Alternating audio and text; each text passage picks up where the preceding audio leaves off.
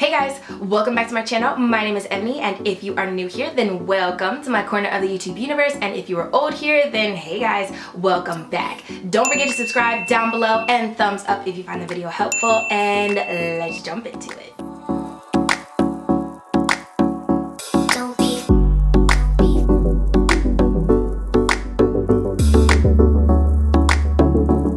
So this video is going to mark the beginning, the genesis of my wash and go series. Now this is not going to be a back-to-back series, like every video I do is gonna be a wash and go, but just throughout the year I will be testing out products to do wash and goes on, or old products that I have already reviewed to do wash and goes on. And I was initially planning on launching this series on Christmas, but I was having all of these technical difficulties. I did finally get everything figured out, but I am going to tell you guys that the footage is kind of like chopped and screwed. I have some of the footage, but I do not have the final results of everything. So yeah, I will be showing you guys what I used in this video and going over some details about the products, but this is not really about the products. This is going to be about the wash and go.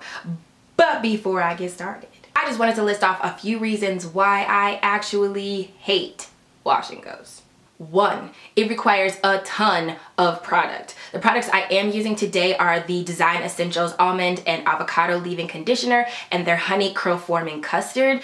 They are pretty small bottles, but even outside of that, I have a lot of hair. It's kinky curly and it requires a lot of products in order to get my curls to clump like I need them to. 2, because I have medium to fine hairs, I've told you guys this before, my hair can kind of have a cobwebby effect if my curls do not clump like they're supposed to, and it ends up getting super tangly, especially at the root area. You guys know I have puffy roots. 3, the style dries out so quickly. I put a lot of product in there to moisturize it to make sure that it doesn't get super dry, but wash and goes for me just do not retain a lot of moisture and they dry out. That's probably the #1 style that dries out the quickest for me. And after all of that product, you would think it would still be moisturized, but they never are. 4, they don't last me as long as twist outs do. Back when I had my TWA and my hair was much shorter,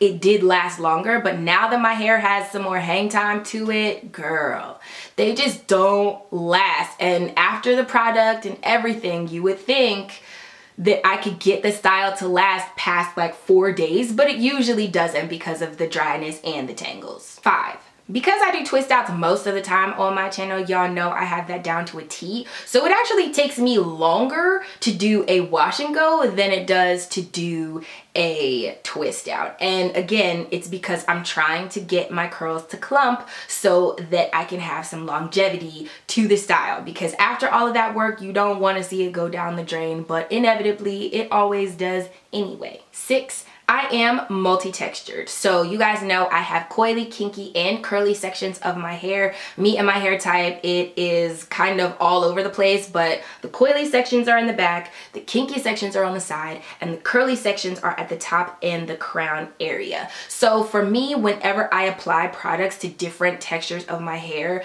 they also have slightly different porosities and they just behave differently. So when I get the hang time, when it starts swinging, girl, it's just all over the place because they also shrink up differently and that ends up looking really weird. So the shrinkage is different, the texture is different, the porosity is different, and it's just one of the reasons why I like doing twist outs, because I can get a more uniform texture all over. 7, it takes forever, and I mean actually forever, to dry. I told you guys I load my hair down with products to try and make sure that my medium to fine hair does clump and doesn't get tangly so that the style will last longer and be more moisturized, and it still doesn't even after I do all of that stuff. But I pretty much need to start my hair at like 6 o'clock in the morning if I plan on going to sleep without it being smushed and dried, smushed, and a hot mess, because y'all know I got the puffy root problem and it just I never feel like I have enough hours in the day.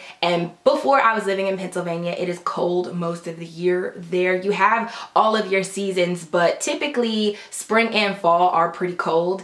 And I just was not willing, I was just not willing to have my hair wet, damp, just not completely dry. I was not willing to not have my hair completely dry when it's cold outside. And even if I sat under the dryer, like I said, I just didn't feel like I had enough hours in a day. 8. Usually because I am loading my hair down with product, again, for the clumpage. I do have to use a lot of gel and it ends up being a very stiff wash and go. If I scrunch the gel cast off, it freezes up very quickly and it's just not ideal for me. So most of the time I'm not team wash and go, okay? I am team twist out. People tell me that my hair looks like a wash and go anyway, so if I can get the wash and go style without actually having to do it, it lasts longer, it takes less product, I can get it done quicker, it doesn't get tangly. Like, there are so many benefits for me to do twist outs over wash and goes. And asterisks down at the bottom. Part of me kind of feels like the wash and go campaign was to combat the idea that black hair is difficult to do. Like, the natural hair movement came along and it was like, hey, look how easy natural hair can be. And that might be for the product, like the hair companies, something that they were marketing, but just as far as I see it, the people who benefit the most off of that type of style are people with looser hair textures. And for me, I don't need to be lied to, okay? If my hair is difficult, if it's kinky curly, if it doesn't do a wash and go style, I don't need you to hop up here and be like, look, this product can do what you haven't been able to do before. It's like, no, my hair is just kinky curly, it's the way it is, and leave it like that. But again, that's marketing. I feel like it's marketing. I feel like, you know, my wash and goes do take a lot of effort and no product that I have found so far has been able to give me a wash and go or an easy style day. It just, that doesn't exist. Am I wrong? Like, let me know what you guys think down below. But another reason that I am like anti-wash and go is because, again, I have found products that work for me, but that list, that 8-level list you all just heard, that still applies with the products that work for me. So part of me being anti-wash and go is probably due to ignorance. I just have not found products that have made my wash and go styling easy. And I don't personally think they're out there, which is why I stopped doing them, to be completely honest. Tops, my wash and goes will last 4 days. 4. No ma'am. No ma'am, we're not doing that. So I wanted to start this wash and go series to see if there was something better out there. And the first culprits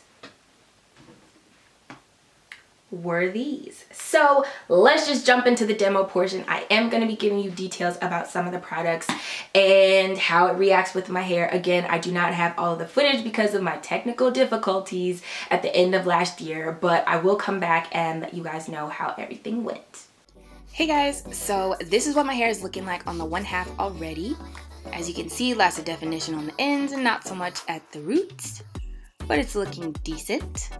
I'm going to use the Design Essentials Avocado and Almond leave-in conditioner and the Honey Curl Forming Custard.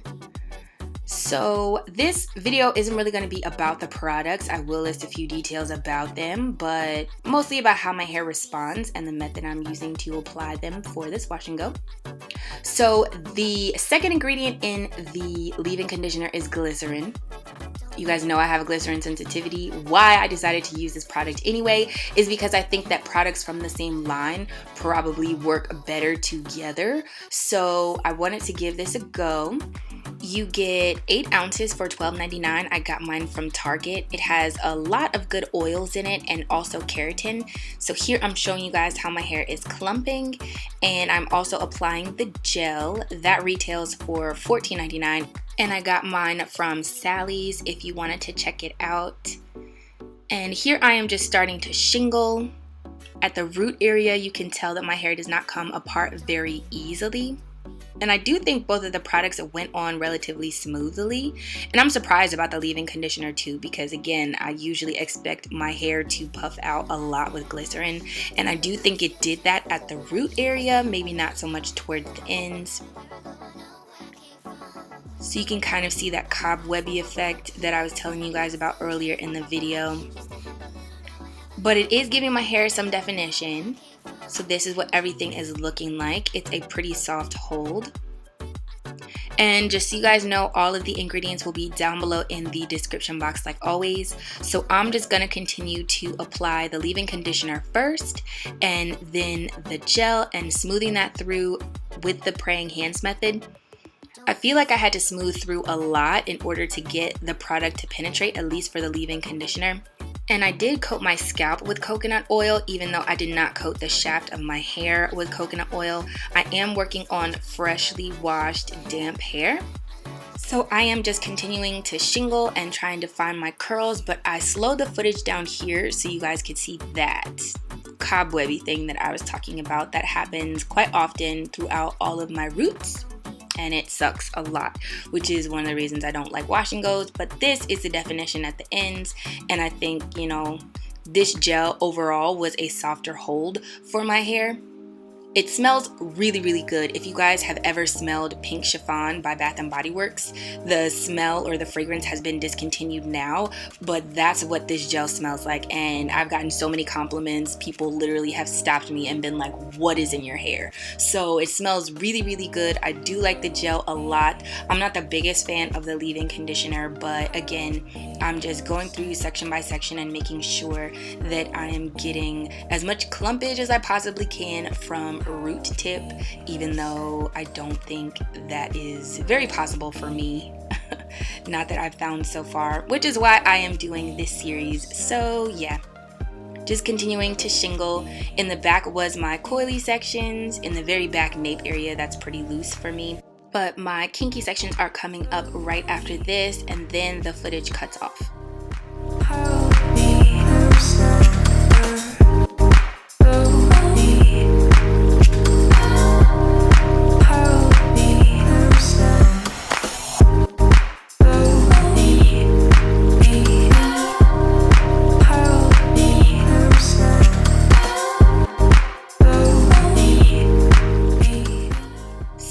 I wanted to see if my Denman brush would be able to provide any clumpage at the root area, just because it is technically a curl defining tool.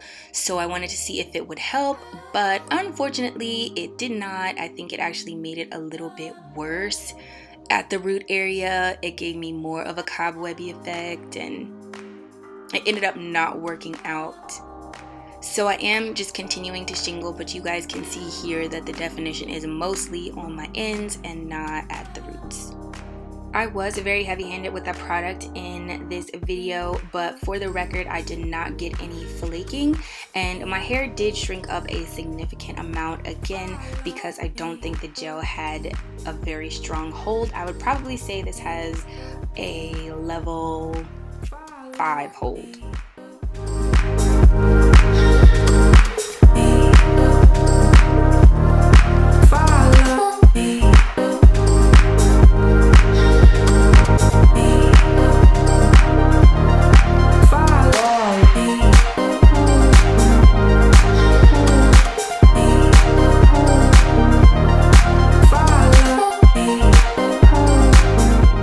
So based off the pictures, you guys can probably tell that these products for me would probably work better in a twist out. So I kind of feel like that about most hair products, to be completely honest with you. But I do like Design Essentials. I do like these products a lot. I just don't think they're good for me and my type of hair and a wash and go, but I do still highly recommend them. I think that they are very moisturizing, and even if you don't get the leave-in conditioner, I would highly recommend the curl forming custard. That stuff, Yes, honey.